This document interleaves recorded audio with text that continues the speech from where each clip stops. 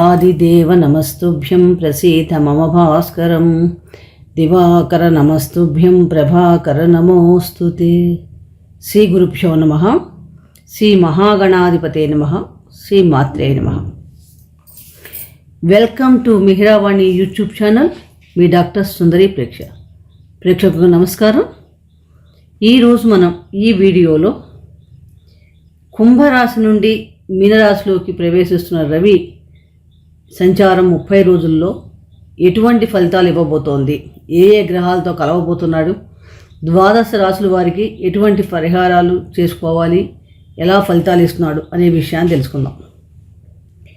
మార్చి నెల 14వ తారీఖు మధ్యాహ్నం 12 గంటలకి సూర్యభగవానుడు కుంభరాశి నుండి మీనరాశిలోకి ప్రవేశిస్తున్నాడు. దీన్నే మనం మీన సంక్రమణం అంటాం.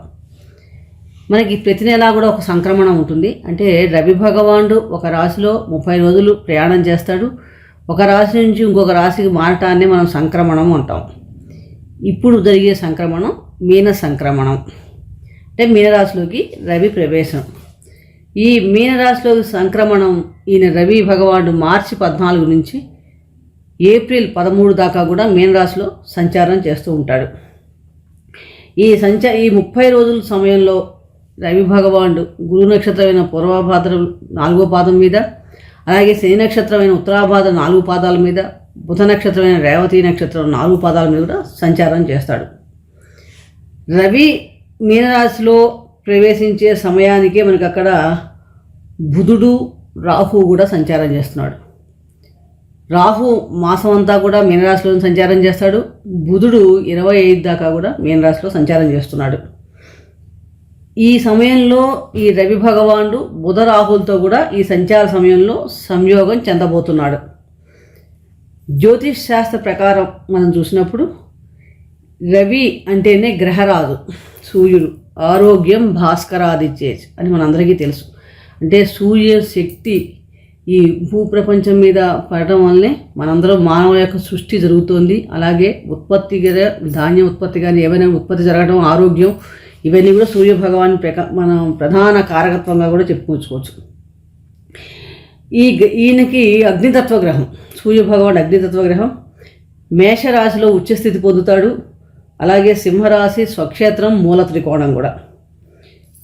రవి కారకత్వాలు గమనించినప్పుడు మనకి ముఖ్యమైన కారణం పితృకారకత్వం ఎక్కువగా ఉంటుంది. అలాగే అధికారం, ప్రభుత్వం, గవర్నమెంట్ సంబంధించిన పనులు కానీ, సంతానకారకత్వం, పుత్రకారకుడు, ఆరోగ్యం, హార్ట్కు సంబంధించిన విషయాలు, అలాగే లోహాల్లో రాగి లోహం, ధాన్యాల్లో గోధుమలు, ఎరుపు రంగు, వీటన్నిటికి కూడా ఈయన కారకత్వం వహిస్తాడు. సహజంగా ఒక పవర్ కావాలన్నా, అధికారం కావాలన్నా, పదవులు కావాలన్నా, గవర్నమెంట్ ఉద్యోగాలు కావాలన్నా మనకి కూడా సూర్యభగవాని అనుగ్రహం ఉండాలి. ఈ మీనరాశి అన్నది జలతత్వ రాశి. భచక్రంలో 12వ రాశి, ద్వాదశ రాశి. అంటే ఒక సంవత్సరం తర్వాత మళ్ళీ మీనరాశిలోకి ప్రవేశిస్తాడు అని అనుకోవచ్చు.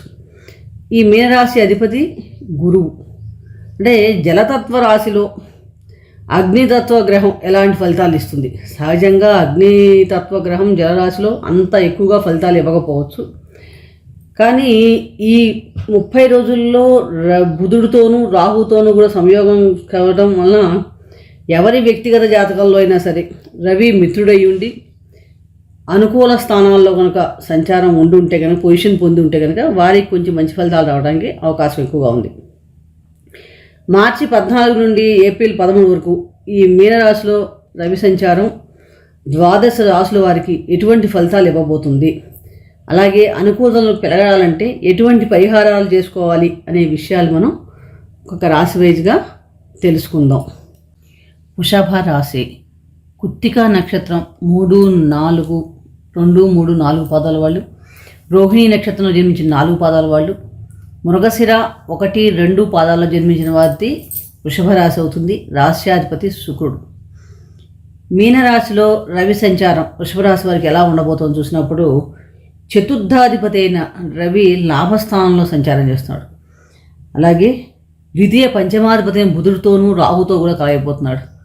సహజంగా లాభస్థానంలో రవి సంచారం చాలా మటుకు అనుకూలమైన ఫలితాలే ఇస్తుంది. ఈ మాసం అంతా కూడా మీకు చక్కగా చాలా బాగుంది. కెరీర్ పరంగా ముఖ్యంగా చాలా మంచి ఫలితాలు ఇస్తుందని చెప్పవచ్చు.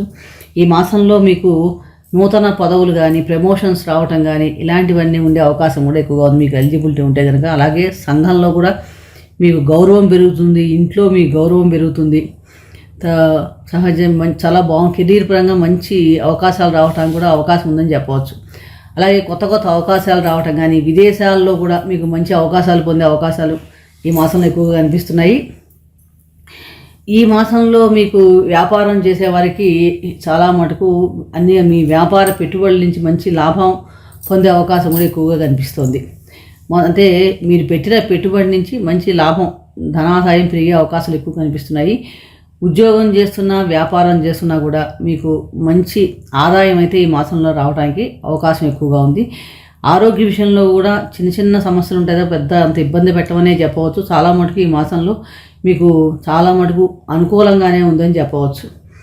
అలాగే ఈ మాసంలో మీకు ద్వితీయ పంచమాధిపతి అయిన బుధుడితో కూడా చతుర్థాధిపతి లాభస్థానంలో కలవటం వలన మీకు ఈ మాసం అంతా కూడా క్రియేటివిటీ ఫీల్డ్లో ఎవరైనా పనిచేస్తున్న వాళ్ళకి కానీ దాని వాళ్ళకు కూడా చాలా, అంటే యూట్యూబ్ ఛానల్స్ కానీ క్రియేటివ్ ఫీల్డ్స్ కానీ మన ఏదైనా వార్తా మీడియాలో కానీ వీళ్ళందరికీ కూడా చాలా బాగుంటుందని చెప్పవచ్చు.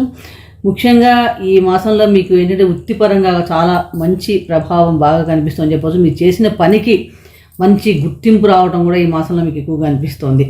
మంచి మంచి అవకాశాలు రావటం సహజంగా, కాబట్టి ఈ అవకాశాలు ఎప్పుడైతే అందిపుచ్చుకోవాలి. మనకు వచ్చిన అవకాశాలను చక్కగా అందిపుచ్చుకుంటే దానివల్ల మీకు ఫ్యూచర్లో చాలా ఆర్థిక పరంగా కూడా చాలా బాగుంటుంది. ముఖ్యంగా ఏంటంటే ఒక్కొక్కసారి విదేశీ సంబంధం వెళ్ళడానికి కానీ ఏమైనా కొత్త కొత్త విషయాలు కనుక్కోవడం ఇలాంటివన్నీ కూడా ఈ మాసంలో ఎక్కువగా కనిపిస్తున్నాయి. ముఖ్యంగా ఈ మాసం ఏంటంటే మీకు ఒక్కొక్కసారి మాటల వలన కూడా మాట్లాడేటప్పుడు కొంచెం జాగ్రత్తగా మనం వహించాలి. అంటే కమ్యూనికేషన్ విషయంలో అపార్థాలకు తాగకుండా ఎక్కువ మనం హెచ్చులకు పోకుండా అహంకారం ప్రదర్శించకుండా ఉంటే కనుక ఈ మాసం మీకు చాలా బాగుంటుందని చెప్పవచ్చు. శారీరకంగా చూసినప్పుడు కొంచెం చిన్న చిన్న అనారోగ్య సమస్యలు సూచిస్తున్నప్పటికీ కూడా మీరు ప్రతిరోజు కూడా నడక వ్యాయామం, శారీరక వ్యాయామం చేయడం వల్ల దాన్ని మనం అధిగమించే ప్రయత్నం కూడా మనం ఎక్కువగా చేసుకోవచ్చు. ఈ మాసంలో మీకు ఎక్కువగా మంచి ఫలితాలు పొందడానికి వృషభరాశి వారికి చాలా మటుకు అనుకూలంగానే ఉంది. ఈ మాసంలో మీకు ఏంటంటే ముందు ముఖ్యంగా అన్నిటికంటే కూడా ఆరోగ్యం, సుఖం, మంచి మీరు చేసిన పనికి తగిన ఫలితం లభిస్తుందని చెప్పవచ్చు. వృత్తిపరంగా చాలా బాగుంటుంది, గౌరవం పెరుగుతుంది. అలాగే కొత్త వ్యక్తులతో మంచి మంచి పరిచయాలు, అవకాశాలు ఏర్పడతాయి. కాబట్టి ఆ అవకాశాలు మనం ఎంత సద్వినియోగం చేసుకుంటే అంత మంచి ఫలితాలు పొందడానికి అవకాశం. కుటుంబంలో కూడా చాలా బాగుంటుంది, ధనపరంగా చాలా బాగుంటుంది, ఆర్థిక పరంగా. కానీ ఒక విషయం ఏంటంటే ఎక్కువ ఊహలకి పోయి మనం చాలా ఎక్కువ ఏదో చేసేద్దాం అనే ఒక భ్రమలో కాకుండా వాస్తవాన్ని ప్రాక్టికల్గా ఆలోచించి నిర్ణయాలు తీసుకుంటే కనుక ఈ మాసం అంతా కూడా మీకు మంచి ఫలితాలు ఇస్తుంది, ఎటువంటి సందేహం లేదు. అనుకూలమైన ఫలితాలు పొందడానికి వృషభరాశి వారు ప్రతిరోజు కూడా సూర్యారాధన చేసుకోవడం, విష్ణు సహస్రనామ స్తోత్ర పారాయణ చేయడం వలన చాలా మంచి ఫలితాలు కలుగుతాయి. మరొక రాశి గురించి మరొక వీడియో తెలుసుకుందాం. ఈ వీడియో నచ్చినట్లయితే లైక్ చేయండి, షేర్ చేయండి, సబ్స్క్రైబ్ చేసుకోకపోతే సబ్స్క్రైబ్ చేసుకోండి. రాబోయే వీడియోలో మనం క్రోధీనామ సంవత్సరం యొక్క ఫలితాలు కూడా తెలుసుకునే ప్రయత్నం చేద్దాం. సర్వే జనా సుఖినో భవంతు. శుభం భూయాత్.